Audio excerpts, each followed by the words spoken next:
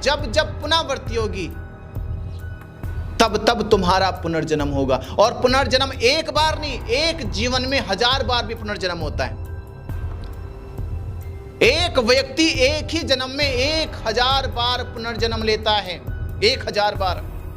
बनते जी, क्या बौद्ध धर्म में भी पुनर्जन्म को माना जाता है? क्या बौद्ध धर्म के लोग भी पुनर्जन्म में विश्वास करते हैं? सदियों से पुनर्जन्म के विषय पर बहुत सारे ग्रंथ, धर्मशास्त्र लिखे गए, और मेरा जहाँ तक ख्याल है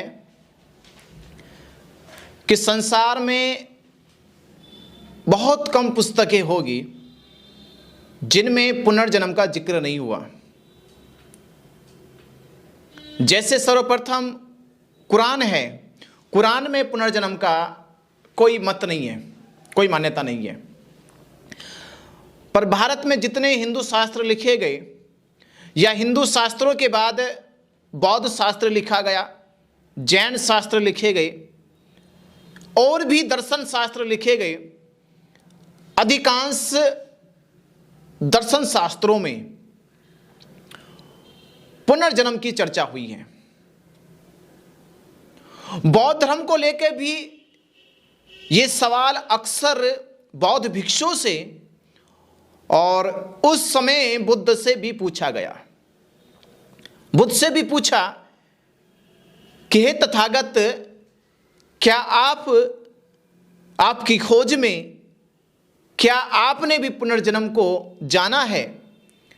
क्या मनुष्य का पुनर्जन्म होता है? क्या मनुष्य फिर से मरने के बाद जन्म लेता है? क्या तथागत आपका भी पुनर्जन्म हुआ है? ऐसे सवाल बुद्ध से भी पूछे गए। 2500 साल से लगातार यह सवाल पूछा गया है, पुनर्जन्म होता है क्या, और क्या बौद्ध धर्म में पुनर्जन्म है?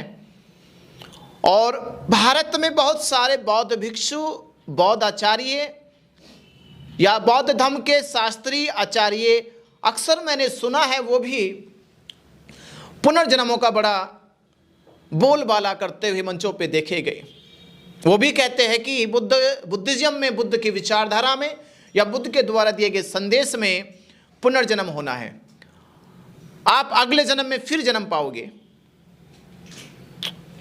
अगले जन्म में, यानी इस बार तुमने जन्म पा लिया, अगली बार भी पाओगे, और तब तक जन्म पाते रहोगे जब तक आपको निर्वाण ना मिल जाए।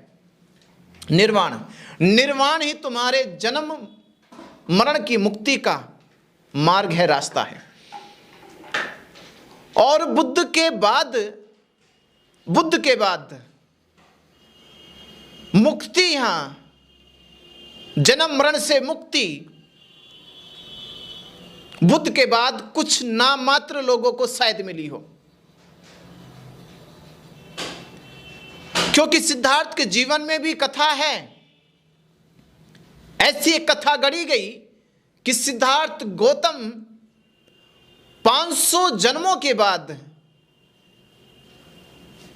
बुद्ध बने, 500 जन्मों के बाद, ऐसी कथा गढ़ी गई। दीपांकर बौद्ध भिक्षु जो बौद्ध थे, उनके भविष्यवाणी के कारण सिद्धार्थ बुद्ध बने। पुनर्जन्म का महत्व, जो पुनर्जन्म आज भारत में या भारत के बाहर जितने भी बुद्धिस्ट कंट्री हैं, बुद्धिस्ट देश हैं, उन देशों में जो परिभाषाएं पुनर्जन्म के विषय में गढ़ी गई है, उन परिभाषाओं से बुद्ध का कोई लेना देना नहीं है। बुद्ध ऐसी थोती कल्पित कपोल परिभाषाओं को नहीं कहते। उनका पुनर्जन्म के विषय में जो मत था, जो दृष्टिकोण था, जो दर्शन था, वो भिन्न था बहुत। आज का पुनर्जन्म पहले समझ लीजिए। आज का पुनर्जन्म की पहली भाषा है, आपने जन्म पाया है वो भी अपने पूर्व कर्मों के कारण। अगर आपने अच्छे कर्म किए होंगे तो आप मनुष्य योनि में जन्म लोगे। अगर आपने अच्छे कर्म नहीं किए तो आप कुत्ता, बिल्ली, सुअर, गधा, कीड़े मकोड़े, पशु, पक्षी, 1,84,000 योनियों में आप प्रवेश कर सकते हो। अच्छा कर्म कर लिया, कोई पुण्य का कर्म कर लिया, पुण्य संचय कर लिया, तो शायद आप मनुष्य योनि में पैदा हो जाए। कर्मों के कारण। पहली पुनर्जन्म के बारे में इस तरह की परिभाषा,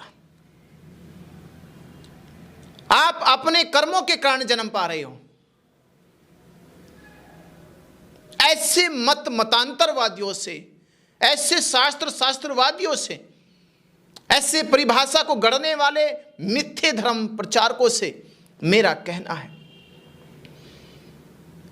इस धरती पे जीवों का, चाहे मनुष्य हो, पशु पक्षी हो, मनुष्य के बीच में स्त्री और पुरुष का शारीरिक संबंध ना हो, तुम किसके पुनर्जन्म की कल्पना करोगे? किसका पुनर्जन्म करोगे? अगर एक स्त्री एक पुरुष ने सृष्टि के ऊपर, इस पृथ्वी के ऊपर शारीरिक संबंध बनाने से इनकार कर दिया, कोई संबंध स्थापित ना हो, अब तुम किसको पुनर्जन्म दोगे मनुष्य योनि में, और कैसे दोगे? अब पृथ्वी से पैदा करोगे, आसमान से टपकाओगे। यह संसार पूरा डायलेक्टिक है, द्वंदात्मक है। दो वस्तुओं के बीच के घर्षण के कारण, दो घर्षण जो दो वस्तुओं के बीच में हो रहा है, उनके घर्षण के कारण उसमें एक ऊर्जा क्रिएट होती है। वह ऊर्जा रूपांतरित है दृश्य और अदृश्य में। जैसा भी घर्षण होगा, दृश्य होगा तो दृश्य में परिवर्तित हो जाएगा, अदृश्य होगा अदृश्य में परिवर्तित हो जाएगा, पर उसमें घर्षण चाहिए, द्वंद्व चाहिए उसमें। ये बायोलॉजिकल प्रक्रिया है, प्रोसेस है, उसी के कारण कोई भी चीज पैदा होती है, कर्मों के कारण नहीं होती, पहली परिभाषा वालों के लिए। दूसरी परिभाषा, जब यह परिभाषा बुद्धिस्ट समाज को या अन्य और दर्शन शास्त्रियों को मिथ्ये लगने लगी, झूठी लगने लगी, ऐसा नहीं होता। अगर कोई कर्मों के आधार पे योनियों में जन्म पाता, तो इस पृथ्वी पे सबसे ईमानदार, सबसे नाजुक और सबसे सरल और सबसे विनम्र एक जीव है जिसका नाम है खरगोश। बहुत भोला, बहुत शरीफ, बहुत मासूम। खरगोशों को किसकी सजा मिल रही है? वो मांसाहारी जीव जंतुओं का शिकारी बन रहे हैं। खरगोशों को तो शास्त्री बन जाना चाहिए था, उनको तो भगवत त्रिपिटक, कुरान, बाइबल कंठस्थ हो जानी चाहिए थी। वो तो तुम्हारे कर्मदाता, कर्म परमेश्वर, कर्म भगवान के आशीष के कारण उनके नजदीक होते। मनुष्य तो अपराधी है, क्रूर है।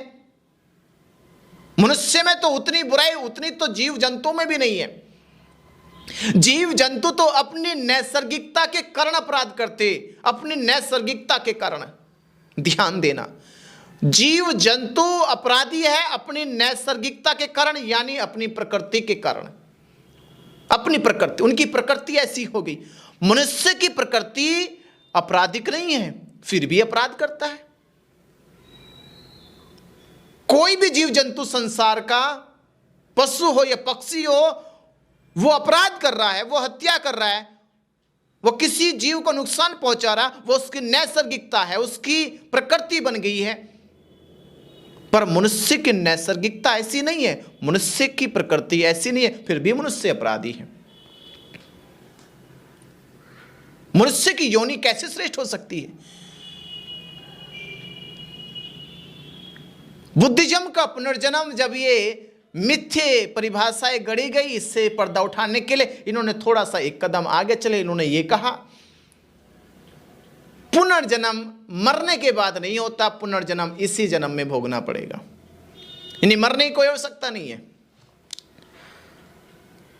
अगर मरने की आवश्यकता नहीं है तो फिर बुद्धिस्ट लोगों को, बुद्धिस्ट शास्त्रियों को, बुद्धिस्ट ग्रंथों में लिखी गई उन कथाओं को जुटलाना पड़ेगा जो कथा इसी नाम पे लिखी गई है कि एक व्यक्ति अच्छे कर्म करेगा या बुरे कर्म करेगा। अच्छे कर्म करेगा तो पुण्य संचय करेगा, बुरे कर्म करेगा तो पाप संचय करेगा, और पाप और पुण्य के आधार पे उसका पुनर्जन्म होगा। जो शास्त्रों में इस तरह की कहानियां कथाएं लिखी गई है, बौद्ध समाज को वो झुटलानी पड़ेगी।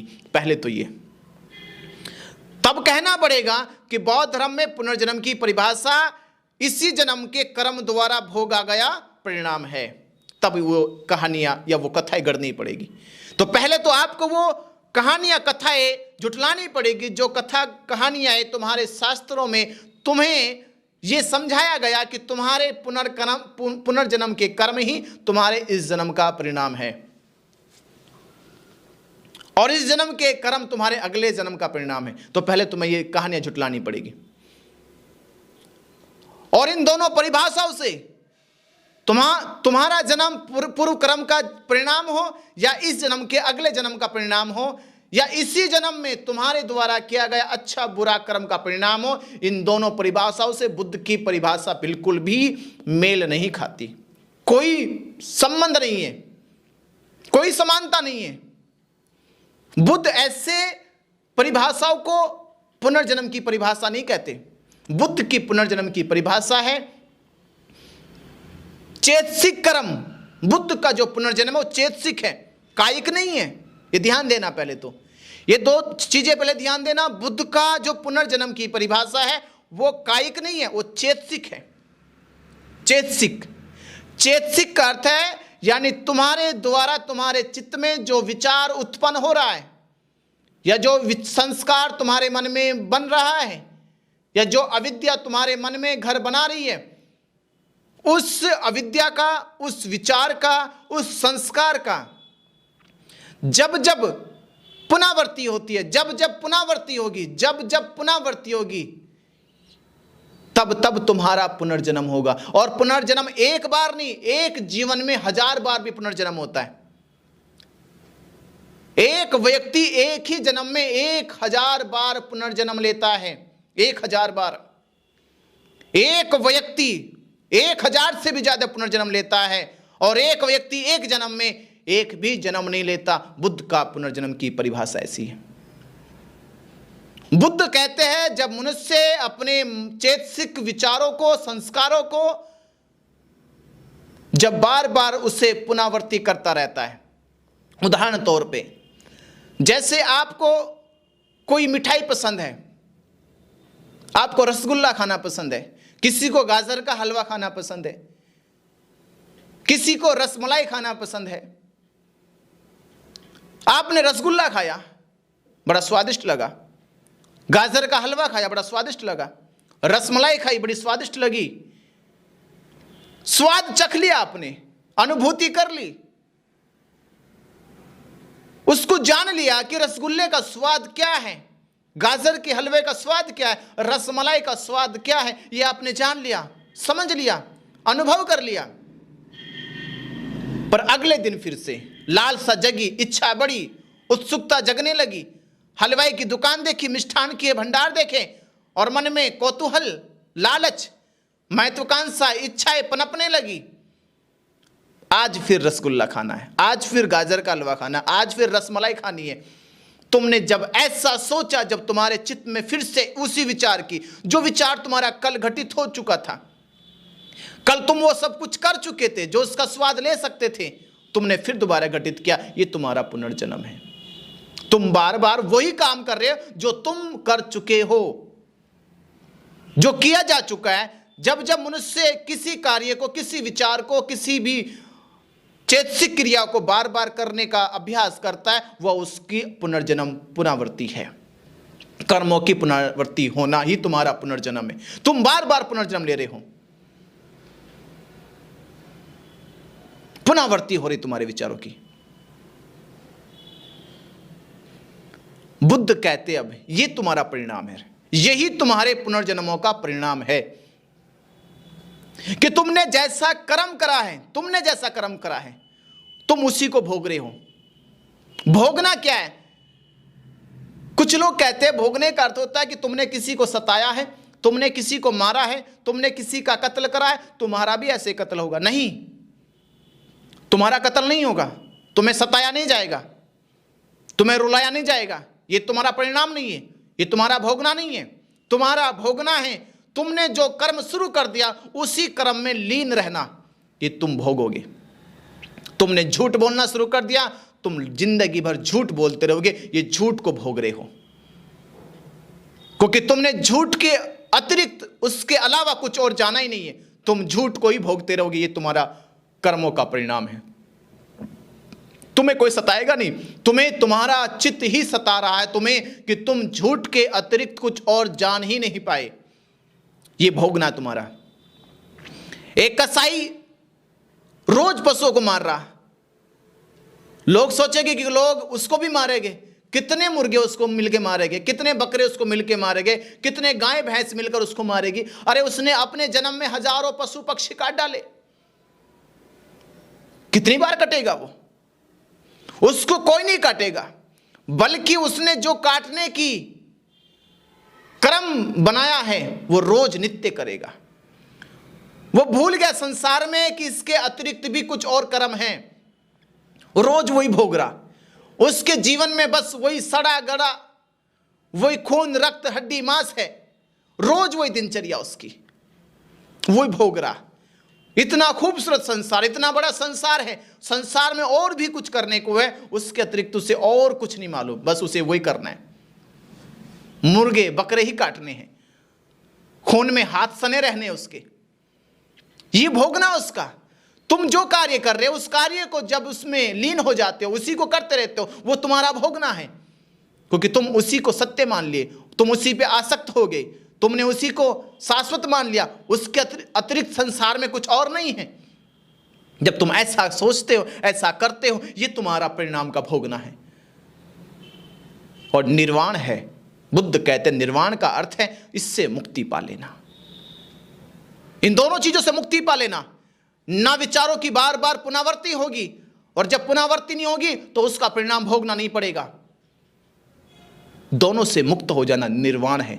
तुम इस संसार के विचारों से, संस्कारों से, अविद्याओं से जब मुक्त हो जाते हो, रहित हो जाते हो, तुम्हारे ऊपर संसार का कोई भी कर्म, कोई भी विचार, कोई भी संस्कार, कोई भी अविद्या नियम जब तुम्हारे चित्त में संस्कार नहीं बनाता, तुम उससे रहित हो जाते हो, तुम नैसर्गिक हो जाते हो, तुम्हारा शाश्वत, तुम्हारा सत्य, तुम्हारी निजता हो जाता है, निमित्त बन जाता है, वो तुम्हारी निमित्ता ही तुम्हारा निर्वाण है। निर्वाण का सिंपल सा अर्थ है कि मैंने जो किया मेरा वो नहीं था, जो संसार ने मुझे दिया वो मेरा नहीं था, मैं भूल गया, मेरी याददाश्त चली गई, ना कहने को कुछ बचा है, ना सुनने को कुछ बचा है, ना जब कहने को कुछ रह जाए, ना सुनने को कुछ बचा हो, तब तुम निर्वाण की गति में हो। इसलिए बुद्ध के पुनर्जन्म की परिभाषा बहुत डिफरेंट। बुद्ध की जो मान्यता थी, एक बार बुद्ध ने कहा कि पुनर्जन्म यही है, तुम अपने उस पूर्व के कर्मों से जो रोज रोज कर रहे हो, जो बार बार कर रहे हो, उससे निजात पालो, उससे निजात पालो, तुम उससे मुक्ति पालो। तुम्हारे चित्त में एक विचार, एक संस्कार, एक नियम दोबारा घटित ना हो जाए।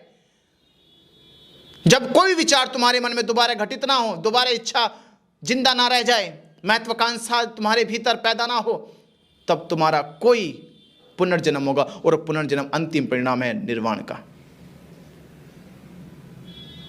इसलिए बुद्ध के पुनर्जन्म को आज भारत में चाहे साहित्य से हो, चाहे परिभाषाओं से हो, वो समझा ही नहीं गया। पुनर्जन्म के विषय में हम और आगे बड़ी बात करेंगे, क्योंकि बुद्ध का पुनर्जन्म फिर अनित्य से शुरू होता है, क्षणिकता पे चलता है, सापेक्षता में आता है, अनात्मवाद में आता है, दुख और निर्वाण तक जाता है। बहुत बड़ी परिभाषा बुद्ध के पुनर्जन्म की है। बुद्ध का पुनर्जन्म तो इतना क्षणिकता में है कि एक वस्तु एक ही सेकंड के, नैनो सेकंड में टूट गई, बिखर गई, बदल गई, ये उसका पुनर्जन्म। वो ऐसे नहीं जैसी थी, पर मनुष्य जैसा था ऐसा ही है। 60 साल बीत गए फिर भी ऐसा का ऐसा ही है। संसार के अणु एक ही क्षण में बदल रहे हैं, संसार की वस्तु एक ही पल में बदल रही है, पर मनुष्य 60 वर्ष हो गए, 80 साल हो गए, बदला ही नहीं रही। इसका चित्त वही का वही है। इसलिए बुद्ध का पुनर्जन्म बड़ा ही अद्भुत अलग है। इस पे और गहरी चर्चा आगे विषय में करेंगे। नमो बुद्धाय।